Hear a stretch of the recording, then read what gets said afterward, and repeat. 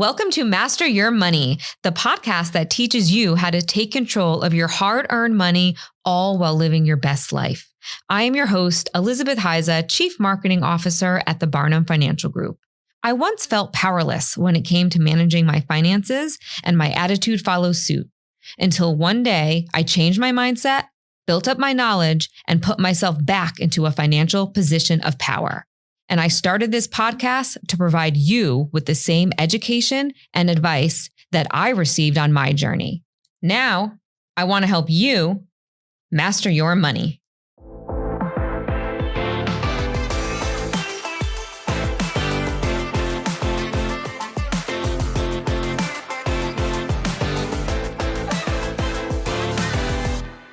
All right, Master Your Money, let's get started. Today's episode actually reminds me of why we started Master Your Money in the first place. The purpose of this podcast is to teach you how to take control of your hard-earned money, all while living your best life. But today we're going to focus on the words, take control of your hard-earned money, because that is where we're going to focus our time. In today's episode, you are going to learn how you can maximize your compensation plan. Our guest and topic expert is Shelley Eisenhandler. Shelley is the founder and CEO of Eisenhandler & Company, a human capital strategy consulting firm based in New York City. Shelley has spent more than 2 decades in the human capital space. Shelley is the person that CEOs and founders call on when they are looking to build a new comp plan or when they want to enhance or upgrade an existing comp plan to attract and retain top performers. Shelley has an abundance of knowledge from both the employer and the employee perspective on how to maximize comp plans, and she is going to share all of it with us today.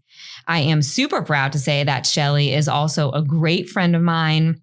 Not only is she the best of the best in her space, but she's also a wonderful human who is a complete giver to her family, her friends, and her community. So Shelley, it is just truly my honor to have you here today. Oh, thank you. You're like, hopefully I'm not getting red, but I'm excited to be here. Thank you for having me. And I respect you and what you're doing. And this is amazing in terms of educating just the public around compensation and really proving their worth. So I'm excited for today. Thanks for having me. Thank you. Thank you. We're thrilled to have you. But let's start from the beginning, Shelley. Yep. Human capital strategy, that's a really unique space to be in. So tell us, quickly about the past 2 decades. How did you get to where you are today? Yeah. So we'll get to human capital strategy in a second. So I graduated University of Connecticut, and like many, it took me a couple times to figure out really what I wanted to do. Mm-hmm. So I was working at GE, actually working with retiree money, always have loved markets since a little kid. But I was like, do I really want to get the Series 7 in my 63? And do I want to do this? And I was like, I want to give back. And so I was thinking I wanted to teach business at the collegiate level because, again, I really wanted to inform people about the importance of investing. And then I was like, you know what? I'm getting my master's. Do I really want to do this? And then I was like, not really. So I started work at McLagan, which was a strategy consulting firm specializing in compensation. Started as an analyst, was working with traditional asset managers, some of the best in the world, and really helping companies understand what they need to pay their people to get the best out of them.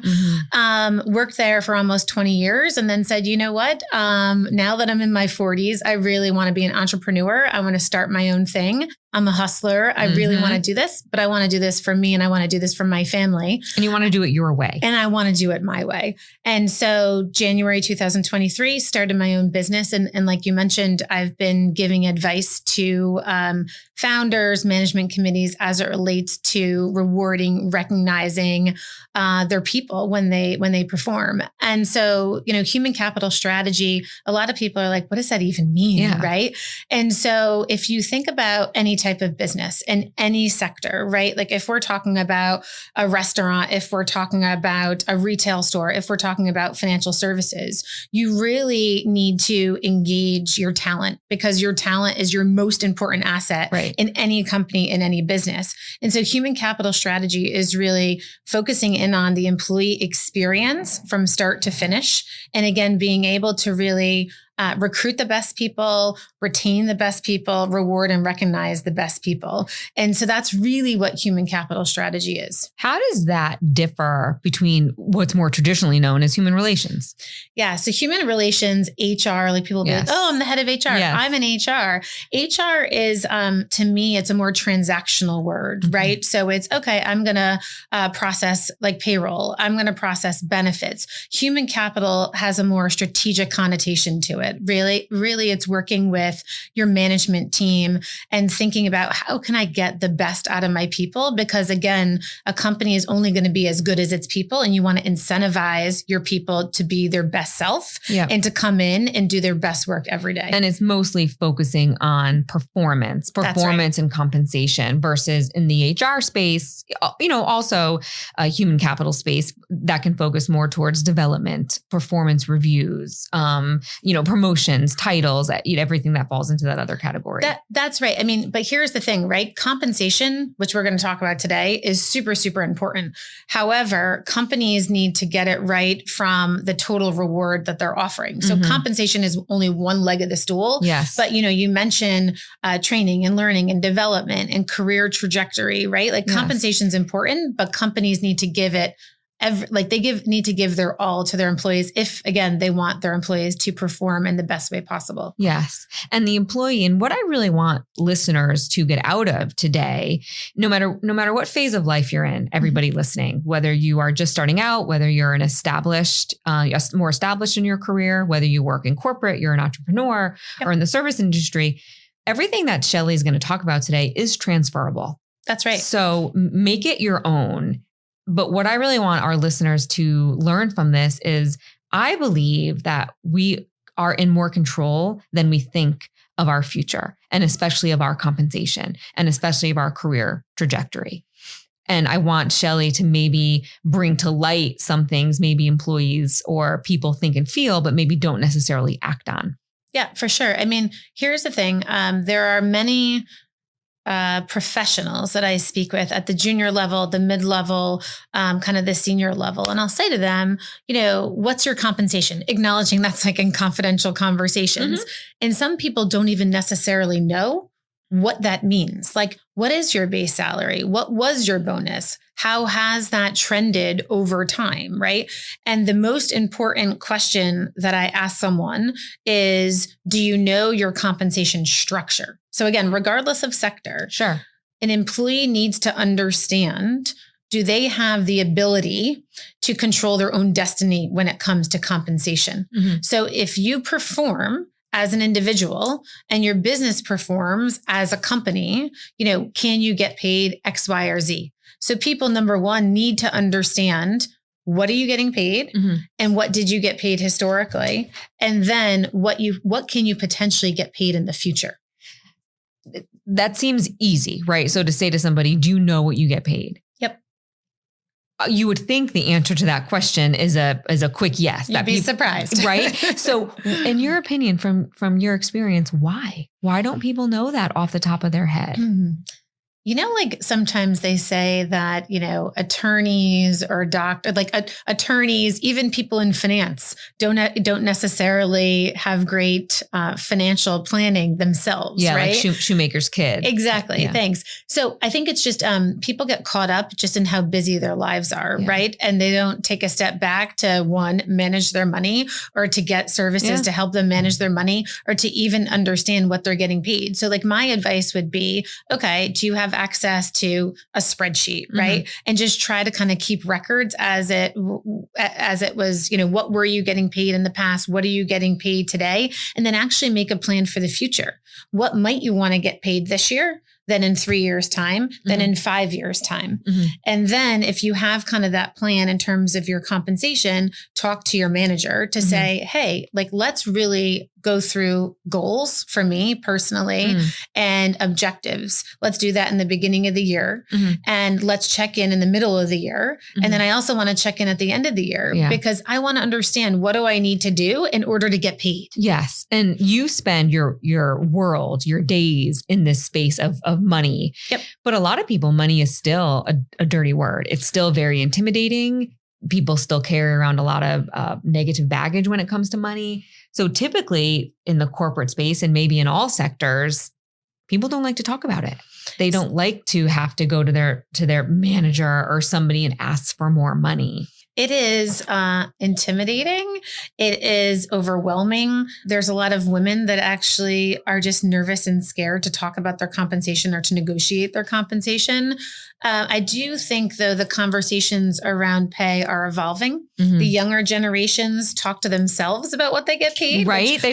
My parents were like, never tell anyone what you're getting paid. It's nobody's business. Yep. But now the younger generations do talk about their pay. They talk about their pay, and they have a lot of websites out there, right? There is data that is in the public domain, mm-hmm. and it may be, you have to be careful, right? Because sometimes someone might walk into your office and say, hey, I deserve to be getting paid 30% more than I am today. But it's like, okay, let's go through the facts in terms of what you're doing, your roles, your responsibilities, your performance. But I think the biggest thing that I want the audience or the listeners to take away from today's conversation is never go into your manager and say, I deserve 20% more, or I deserve 35% more. When can I get there? Mm-hmm. It's all about, what do I need to do to basically, get paid more money in the future? Let's talk about, again, those goals and objectives. Mm-hmm. I want a compensation structure that is going to set me up for success. So let's not talk about, I'm getting paid $50,000 and I want to get paid 60. It's, what do I need to do to increase my compensation? Correct. So when we say we want to empower listeners to take control, that's to step up and be a partner in that conversation. That's so right. To your point, it's not the once a year review conversation or marching into somebody's office and saying, I think I deserve X now. Yep. It's, your manager, your CEO, whoever it is that you have these conversations with, thinking of you both as partners. That's 100% right. And I think oftentimes in the work in which I do, there's something that's very easy that no one ever engages in. And this is kind of comical, but it's just communication, right? So if you're an employee and you want to have that conversation with your manager, and again, I know it's sometimes easier said than done, don't be scared. Just try to have that open communication and let them know you want to be at the company. You want to be engaged. You want to be recognized, and you're going to work your tail off, but you want to know that you're going to be recognized for your performance. Yep. And I have been in both seats, and I think you have too, where I was once someone who was scared and nervous and intimidated. And now, 20 years later into my career, I of course feel very differently about those conversations, but I also lead a team of people where I'm on the other side of the desk. And being open on both sides. And as long as, there are not demands being made, but if someone comes in and talks about the work that they've done and why they think they deserve it and can back that up with facts, it's a fun conversation to have, to say, well, great, let's get you where you want to go. What does that role look like? What does that plan look like? What does that timeline look like? I think that's a wonderful conversation to have. It's a wonderful conversation to have, that the employee is basically saying, this is what I've done. This is what I want to continue to do. Hey, I might actually want to do something different. But again, I want to know that I have confidence that if I perform well and the business is performing well, that I will get compensated for my contribution. And also, I'd say to the audience, right, really negotiate for yourself and your family. Right. And because that's really important, right? You're working hard, you're investing in the business, and you need to be, again, recognized for your performance, right? And so don't be scared to be like, oh, I shouldn't go have that conversation. Go have that conversation, because it's not necessarily at times just for yourself. It might be for others as well. Let's unpack that, because you've used that word, and I think I did too, that word of being scared. So scared, some people say, well, I'm not scared. Okay. It could be intimidated. It could be you find yourself procrastinating. It could be maybe you're dancing around the subject, right? However scared shows up for you. How can we unpack that and help people feel more empowered, confident going into those conversations? What are some tactical things people can do? That's a really, really good question. I think it all stems from confidence, right? You need to believe in yourself and believe that your manager and the business wants you to be there. And by the way, if you're not speaking up for yourself, no one's going to know what you're thinking, what you're feeling, and what you want, right? Yeah. And I also will say, and this is a little bit of a sensitive topic, right? But we have just experienced the hottest labor market we've seen in our careers over the past 2 years. So if you've been a very loyal employee and are a long tenured employee, there may be some new employees that just came in and they were able to take advantage of this crazy labor market. And if you feel like, you know what, I've been loyal, right? And I have worked very, very hard and I've had a big impact on this business, you can't be afraid to speak up. And again, I just think that that's like confidence. Just go in and have that conversation. But in that conversation, be prepared. You can't just go in and have that conversation and say, I deserve to get paid more money, or I deserve a better compensation structure so I can get paid more money. You need to go in and have all of the historical facts and then also have goals and objectives. Hey, this is what I want to do. This is what I know I can do.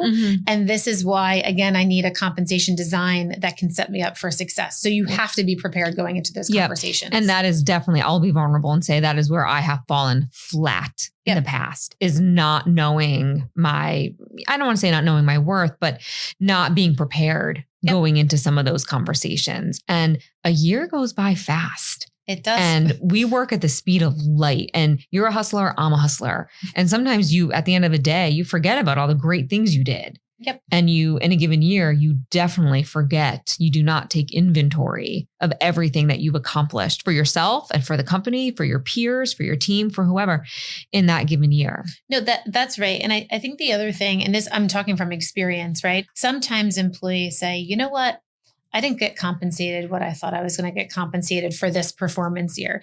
You know what? It's okay. I don't need to say anything. I'm going to get compensated next year. Right. And then you're not recognized in that next year. And then you say, you know what? I'm going to get actually recognized the next year. And then you're disappointed. And so if you kind of experience almost disappointment year after year after year, and this is actually where I think this affects women, in my experience, what I've seen more than men, is that you always like are hopeful. Yeah, it's going to happen the next year. It's going to happen the next year. And then it doesn't. And then you get to a point where you're like, you know what? I have pride in myself, right? I'm confident in my ability and I need to speak up. And if I don't speak up for myself, you know what? The only person I can blame is myself. Is me. So that's where sometimes, again, we talk about being scared. You never want to look back and say, you know what? I should have said something. And you didn't give the company a chance. Right. To help to get you to where you want to go. Or again, it goes back to communication, what you said. No one will know that you're unhappy if you don't say it. That's right. And if you're not clear, and, you know, and I think I run into this a lot too. I've experienced this, but I've experienced this with, you know, team members throughout the years, but also in myself. If I'm not clear in where I want to be from a compensation standpoint, but also from a work standpoint, from a career trajectory standpoint, how can I articulate it? Exactly. How is my manager going to be clear if I'm not clear? Yep. No, for sure. I mean, one thing that I'm seeing with the younger generations now is obviously compensation is very important. But they're also asking for career trajectory, right? What do I need to do to get promoted next year or in a couple of years? And then what comes with that is also compensation trajectory. So I'd say to the audience, right? Like if you are in a role, if you're at a company, a business, whatever sector you're in, right? And you want to stay there because you really love it. Start thinking and having conversations with your manager around your career trajectory, right? Where can I be in 3 years? Where can I be in 5 years? And what comes along with the career trajectory conversation is compensation trajectory compensation too, because there is more transparency out there around pay. And so again, if you're not asking for it, you're not going to get it. But if you ask to understand how you're being compensated, more and more managers are willing to have those open and direct and be more transparent in those conversations. Yes. And it's important, Shelley, if I can add and tell me what you think about this. You don't need to wait until performance review time, or you don't need to wait till whatever that one time a year it is where you have a money conversation. From my perspective, I love it when we have these conversations more and more often because it gets both people comfortable. There's very little surprises and you could be more open versus when you kind of have your pool and there's nothing that you can do at that moment. You maybe can't help that person in that exact moment, but had you talked about it 6 months or a year prior, you could have set them up for success. I agree. So I think some of the best cultures that I've seen, they operate in an environment of number one, trust, number two, respect, three, collaboration, four, open communication. And so to your point, at the end of the year, you might have a performance conversation and then you have a subsequent conversation around pay. Don't wait. Mm-hmm. Right? Because also it might be too late. Yes. When managers are budgeting in terms of compensation, they're doing that October, November, December timeframe in many industries. Right. And so if you're not being vocal, right, it might be too late. So if you truly feel that you need to have that compensation conversation, right, like don't just, push it under the rug, have that conversation. But again, be prepared. Don't say, hey, I deserve 70 instead of 50. Say, what do I need to do to get to the 70? Much better question. Much better question. And it's all about the structure and the design. It's not about, oh, I want more money. I want more money. Because from a manager perspective, that might seem a bit greedy. It's like, no, I'm going to do this, this, and this, and then please recognize me or, please reward me. Let's talk about structure and design, because you mentioned that a few times too. For the average, for people who aren't in this field, what does that mean? Yeah. So compensation design, compensation structure. So for the audience, there's a variety of different ways that you can get paid, right? So design really talks to the how. So usually you have a base salary. At times, dependent on sector, you'll have a bonus. Mm-hmm. But that bonus comes with different KPIs or performance metrics. So again, when you talk about goals and objectives, I want to know at the beginning of the year, like sit down with your manager and have that conversation. What do I need to do to have a good year? Right. So usually folks are being paid a bonus and then have those performance metrics associated with that bonus. Sometimes, there are careers where you might have a commission structure, let's just say in sales. And then at times, dependent again on your role, you may have a long-term incentive. So that means, hey, Elizabeth, I want you to be here in 3-4 years time. And so I want to retain you. I want to recognize you and I want to pay you. So I want to reward you, but you're not going to get that money this year, right? You might get that money in 2 years and in 3 years. And so that's kind of like a golden handcuff to get you to stay, but also to compensate you additionally. So comp structure is just more about the how. Is it a base and bonus? Is it base salary and commission? Is there some sort of long-term pay element associated with your compensation? But all of that wrapped up is your total compensation package. That's right. That's right. So at times people will say, oh, what do you get paid? Or what do you get paid? Right. And again, dependent on your role and dependent on industry, does that mean just your base salary? Yeah. Does that mean base salary and bonus? But to your very good point and accurate point, total compensation isn't your all-in compensation. What is your base plus your bonus plus anything extra? That really equals your total compensation, which is really your total worth. Sure. And again, like base salary is really contingent on cost of living, right? And sometimes, depending on industry, you might get a 3% increase, a 2% increase every year. But the bonus is really where that is impacted by your individual performance and then the company performance. Your business's performance. That's right. And as you get more senior or more tenured, that's where the company performance has more of an impact on your bonus. When you're junior, maybe a couple years into your career, your bonus is more stable and less impacted by business and company performance. Yep. So when you talk about structure and design, it's understanding what that is up front and making sure you're comfortable. If you are looking for always a high salary with a low bonus, your company may not look at your structure that way. They may say, to your point, Shelley, no, we keep our salaries pretty minimal, but you have a pretty great bonus pool and bonus opportunity. That's right. If that's too risky for you, that's probably not going to work. Yeah. So for the audience, I would say two things. So if you're looking for a new job or at your current employer, there's two things. One, and this may sound a little bit funny, but you should say to your employer, what's your compensation philosophy? Like, what's your pay philosophy? How do you guys think about rewarding your people? I've never heard that term. It is a phenomenal term. And your management team, or, the founder, the owner should have a good response to that question. And that question, for the audience, you can be a junior professional, or again, just 1 or 2 years out of school, or maybe in a trade, or also the most senior, right? Ask your company, your management team, what is your compensation philosophy? And then secondly, like, what is your compensation design? So just talk to me. Is it base? Am I eligible for a bonus or not? If I'm eligible for a bonus, what do I need to do in order to get a bonus that I feel like I deserve? Yep. But to your point, it's coming to the table, coming into that conversation prepared, and That's realizing that it's not me versus you. It's not I deserve, right? It's coming in from a place of you want to be here. Your employer wants you to be here. So how can we, and that's what a negotiation is. That's right. The one thing that I didn't mention, which is very important, and listeners need to be cognizant of this, dependent on your job and the environment in which you're working, there's also an I story. There's a we story too, right? There's how did Shelley perform? How did Elizabeth perform? But how did we perform as a team?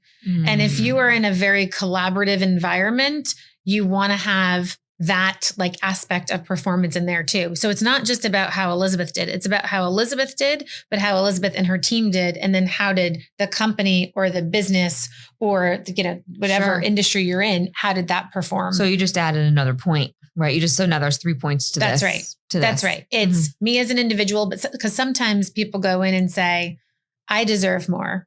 I want to be compensated more. And the manager can say, we're a collaborative, like one team, one dream type business. And it's not only about you. So my guidance to some of the listeners, again, dependent on their role, is just, let's talk about what I need to do, what our team needs to do. And then there's the company performance that lives on top of that. Okay. Going back to what we were talking about, how now this new generation entering the workforce talks about money extremely open. Why? I don't know. Maybe their parents aren't telling them, like, you don't talk about this. I will say this.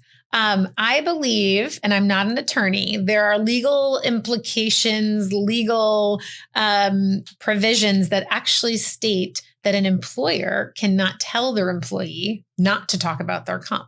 So I think that there is a legal component to that, but I don't know what it is, but there is information sharing. Huge shift, yeah. But there's also, I think, something that's come to light recently, and this is related to some regulation in Connecticut and New York around pay equity regulation.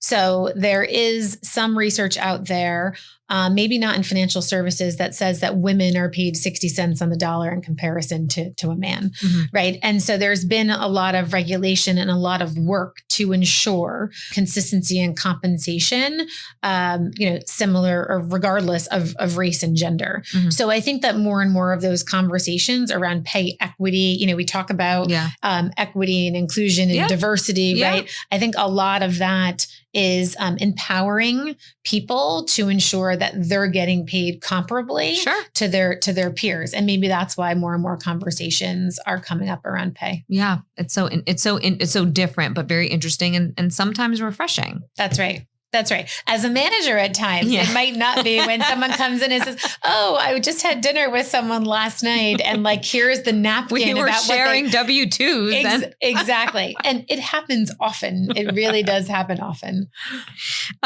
So Shelley, what from a managerial perspective or from the CEO or founder's perspective, what troubles them or what challenges do they have knowing that you're talking, we have 3 or 4 different generations can be working in the same company. We have so many people who look at money all over the place. They look at it from so many different ways. In one company, you have various levels of performance. How do they attack that? So a couple things. When it comes to like what keeps senior managers up at night, I'd say two things. So to your excellent point, they're now managing different generations of people. And those different generations want different things. You think about the younger generation, they want to get paid, even though there's research that says, oh, they don't really care as much about comp. They still want to get paid, but they want work-life balance. They want mission. They want purpose. They want philanthropy, right? And they want to be promoted. Whereas the older generations want pay and they want benefits. Right? And they want stability. So CEOs are very focused on how can I customize the reward or the total package that I'm giving my employees, acknowledging that my employees want different things. So that is one thing that keeps them up at night. Two, really being able to recognize and reward their best people. So the talent market, acknowledging, what's going on in kind of like the macroeconomic environment. I'm trying to get my head around it, and I'm sure you are too, but it's a little bit perplexing, but the talent market is still pretty strong, meaning the labor market's still pretty strong. So if you're a great performer, there's always a place for you to go. So that CEO is thinking, hey, Elizabeth is my high potential. She's one of my best performers. I need to make sure that she's happy, because if not, she can go next door to XYZ, management.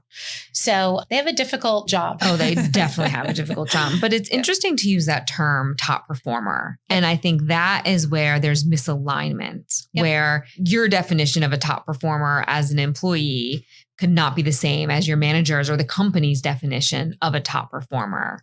And here you are thinking you are a top performer, but maybe in the eyes of the company, you're not, or maybe you are a top performer, meaning you got a great rating, but your job role is different.